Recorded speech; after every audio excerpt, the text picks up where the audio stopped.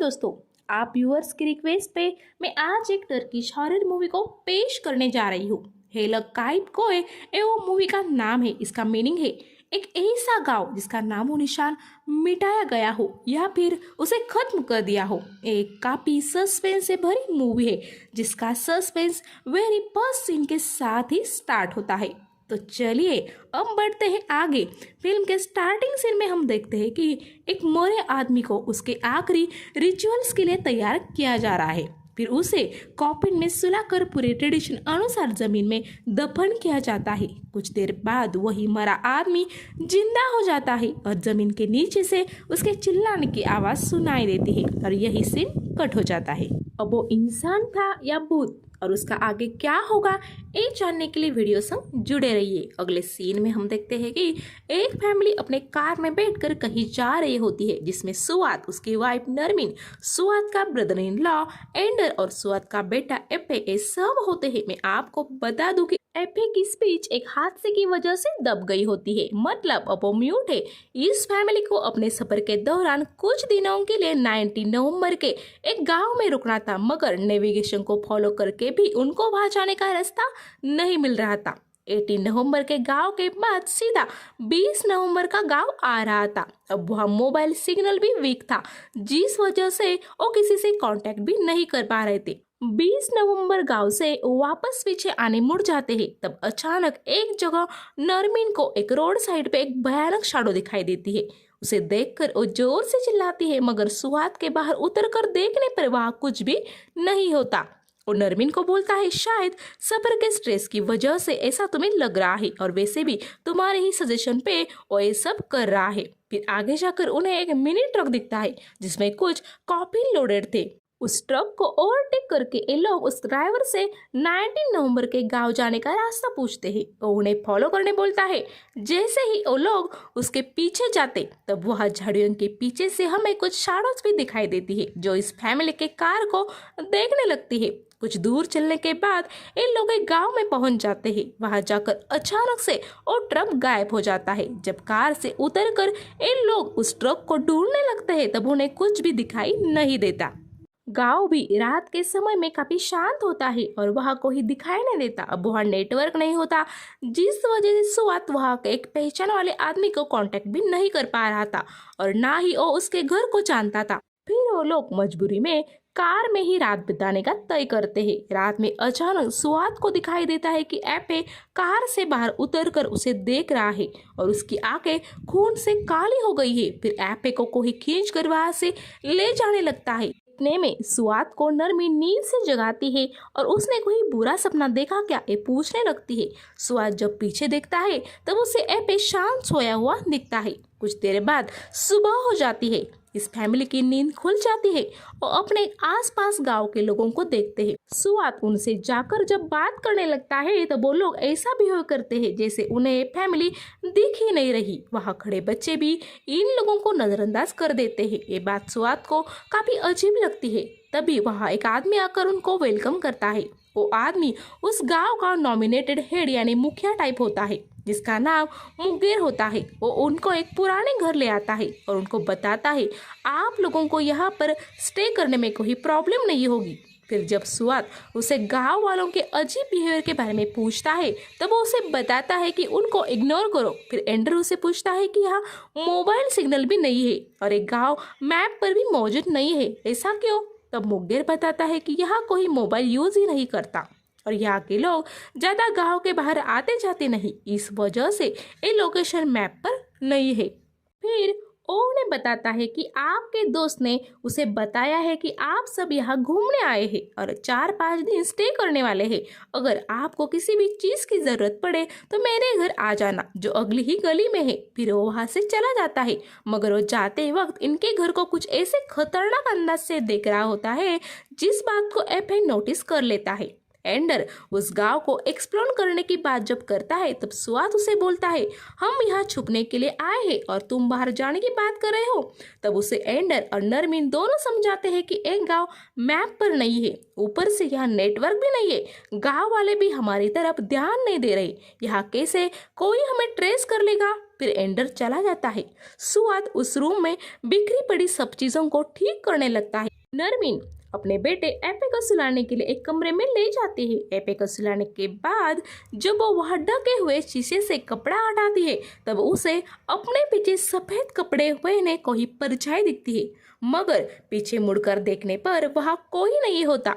फिर वो इस बात को वहम समझकर सुआद की मदद करने बाहर आ जाती है। सोए हुए एपे की नींद खुल जाती है और उसे उस रूम में सब कुछ लाल कलर का दिखाई देने लगता है।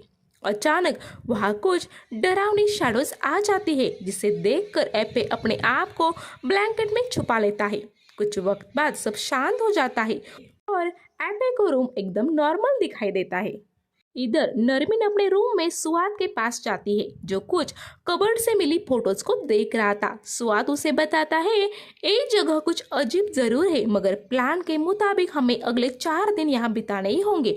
फिर वो सो जाते हैं। उधर घूमने गया एंडर सब जगह खामोशी ही देखता है। उसे लग रहा था शायद उस गांव में कोई अब मौजूद ही नहीं था। वो घूमते घूमते एक नदी के पास आता है। जाओ अपना फेस धो रहा था, तब उसका हाथ कोई तो पानी में से खींचता है। एंडर घबरा कर पीछे आ गिरता है। तब उसे पानी में कहीं बंधी हुई लाशें तैरती दिखती है। ये देखकर वो डर के मारे वहां से भाग जाता है। एक जगह जब वो थक कर रुक जाता है तब उसे वहां एक यंग एंड ब्यूटीफुल लड़की खड़ी दिखती है। उसको इस गांव में क्या चल रहा है ये जब पूछता है तब वो बिना कुछ बोले हंसकर आगे चलने लगती है। एंडर भी उसके पीछे जाने लगता है। एक घने जंगल में जाकर जब वो लड़की पीछे मुड़ती है तब वो एक डरावनी भूत जैसी दिखने लगती है, जो देखकर एंडर की आंखें खुलती है और सरप्राइजिंगली हमें वो उसी घर में बेड पर दिखता है।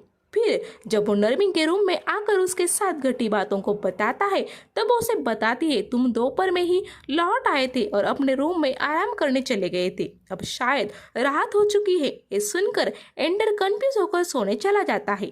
तो हाँ, एपे जब अपने रूम की विंडो से बाहर झांकता है तब उसे वही डरावनी शैडोज दिखाई देती है जो उसी को दिख रही होती है और डरकर अपने मॉम के पास आकर सो जाता है। अगली सुबह उसी रूम में पड़े कुछ सामान से नरमीन ब्रेकफास्ट बनाती है, मगर वो फूड उन्हें स्टेल लगता है। इसी बीच उन्हें काफी गर्मी भी महसूस होती है और उनके बदन पे कुछ घाव के निशान उन्हें दिखते हैं। सरप्राइजिंगली एपे को सब कुछ फील ही नहीं हो रहा था। कुछ देर बाद नरमीन बाहर कुछ सामान खरीदने निकलती है। उसे भी पूरा गाँव आज शान लगता है। फिर वो मुगेर के घर चली जाती है। वहां जाकर उसे हो वहां नेकिर नाम के इमाम संग नमाज पढ़ने जाते हुए दिखता है।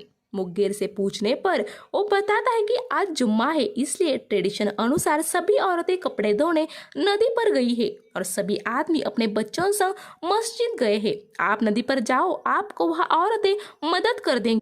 फिर वो दोनों पूछते हैं आपके परिवार वाले किधर है। तब नरमीन घर पर ऐसा बताकर नदी की ओर चली जाती है। मुगेर और नेकिर ये दोनों घर पर जाकर सुआद को ट्रेडिशन अनुसार नमाज पढ़ने चलने बोलते हैं, मगर वो उन्हें मना करने लगता है। फिर भी वो दोनों उसे जबरदस्ती कर एक मस्जिद में ले जाते हैं। मस्जिद में जाकर वो नमाज अदा करने लगते हैं। तभी सुआद को वहाँ के इमाम अपने पिताजी जैसे लगते हैं। वो डर कर बाहर आ जाता है। तब उसे ख्याल आने लगता है कि उसके पिताजी ऑक्सीजन मास्क लगाकर किसी बेड पर लेटे हैं। मैं आपको बता दूं कि फिल्म के स्टार्टिंग सीन में कॉफिन में हमने जिस आदमी को देखा था वो ही सुआद के पिताजी होते हैं। इस बात से सुआद काफी डिस्टर्ब हो जाता है। तभी वहाँ नेकिर आ जाता है। सुआद उसे पूछता है क्या कैथोलिक धर्म अनुसार हम अपने बुरे कर्मों को कन्फेस कर उनसे छुटकारा पा सकते हैं। नेकिर उसे बताता है नहीं, हमारे धर्म अनुसार अपने बुरे कर्मों के लिए हमें इसी जन्म में सजा भुगतनी पड़ती है। अगर तुम सजा नहीं चाहते हो तो अच्छे कर्म ही करना चाहिए। इसी बीच नेकिर अचानक से भूत बन जाता है और ये देख सुआद डर जाता है, मगर उसकी नींद अब घर में खुल जाती है और उसे लगता है शायद उसने कोई बुरा सपना देखा हो। इतने में दरवाजा नॉक होता है। दरवाजे पर मुगेर और नेकिर आए होते हैं और वो सुआद को नमाज पढ़ने आओगे क्या ऐसा पूछते हैं, मगर डरा हुआ सुआद उन्हें कुछ बहाना बनाकर मना कर देता है। फिर जब वो नहाने जाता है तब उसे बाहर टब में अपने डैडी ही बैठे दिखते हैं। उनके पास जाकर जब वो उन्हें हाथ लगाता है तब अचानक से वो डरावनी अंदाज में अपनी आंखें खोल देते हैं। इस बात से सुआद जोर से चिल्लाता है। तब वहाँ एंडर आकर उससे क्या हुआ ये पूछता है, मगर तब वह सब कुछ नॉर्मल होता है। उधर नरमिन जब नदी पर जाती है, उसे वहाँ सभी औरतें शुरुआत में इग्नोर कर अपने काम में लगी हुई दिखती है। फिर अचानक वहाँ की औरतें उसे भूत जैसे दिखने लगती है और पानी लाल दिखाई देने लगता है। ये देखकर और जैसे ही पीछे मुड़ती है, तभी उसे वहाँ यंग ब्यूटीफुल लड़की दिखती है जो एंडर को दिखी थी, और लड़की उसे अपने संग घर चलकर कुछ सामान देने की बात करती है। जब नरमिन वापस पीछे मुड़कर देखती है, तब उसे वो सभी औरतें नॉर्मल दिखती है और अपना काम करते हुए दिखती है। पानी भी काफी साफ होता है। उस लड़की के घर जाकर वो उसके बूढ़ी दादी को जब देखती है, तब वो उसे अचानक अपने फादर इन लॉ जैसे दिखती है। फिर वो अचानक से भूत बन जाती है। नरमिन जब उस लड़की की ओर भागती है, तब वो भी भूत जैसे दिखने लगती है। ये नजारा देख नरमिन डरकर वहां से बाहर भाग जाती है। अब ये बूढ़ा आदमी उनको क्यों दिख रहा था, ये राज फिल्म के एंड में ओपन हो जाएगा। और बिलीव मी, इसका एंड काफी इंटरेस्टिंग है। डरी हुई नरमिन घर आकर सुहाग को जब ये सारी बातें बताती है, तब वो भी उसे ऐसे ही वहम हो रहा है ये बोलता है। एक और बात वो नोटिस करते हैं कि बाहर अंधेरा हो या उजाला, वहां की घड़ियां हमेशा 5:35 का समय दिखाती थी। जब भी उनका सेकंड वाला हैंड चल रहा होता है, फिर वो सब वहां से जाने के लिए रात के समय में निकल पड़ते हैं। काफी चलने के बाद उन्हें बाहर आने का रास्ता नहीं मिलता। फिर वो अगले सुबह बाहर का रास्ता ढूंढने की सोचकर फिर से उसी घर में आ जाते हैं, मगर वहां आते ही उन्हें कुछ परछाइयां एक रूम में बंद कर देती है। तभी एपे अचानक से बाहर ही रह जाता है। वो सब परछाइयां उन्हें डराने लगती है। तभी वहां डोर नॉक होता है और बाहर मुग्गेर और नेकिर होते हैं। उन्हें देखकर एक डरी हुई फैमिली सब घटना बताती है, जो सुनकर मुग्गेर बोलता है, तुम्हें एक सेफ जगह ले जाना होगा। फिर वो एफे के बारे में बोलते हैं। तब वो बताते हैं, डरो मत, हम उसे ले आएंगे। फिर वो उन्हें लंबा चलाते हुए एक जगह लाकर जेल में बंद कर देते हैं। वहाँ उन्हें काफी भूत डराते हैं। फिर वो लोग बेहोश हो जाते हैं। होश आने पर इन लोगों को अपने कपड़े बदले हुए दिखते हैं। साथ ही वहाँ वो सब भूत अब नॉर्मल इंसानों जैसे लग रहे थे। वहाँ इन तीनों को एक कैदियों जैसा खड़ा किया जाता है। फिर वहाँ मुग्गेर और नेकिर आते हैं। वो उन्हें बताते हैं, क्या तुमने किसी की पैसों की लालच में जान से मारने की कोशिश की है? देखो, सब सच बताओ, शायद तुम्हें थोड़ी सी माफी मिल जाए। ये तीन शर्मिंदा हो जाते हैं और फिर हमें फ्लैशबैक में दिखाया जाता है कि सुहाग के डैडी लाइफ सपोर्ट सिस्टम पर कई सालों से थे।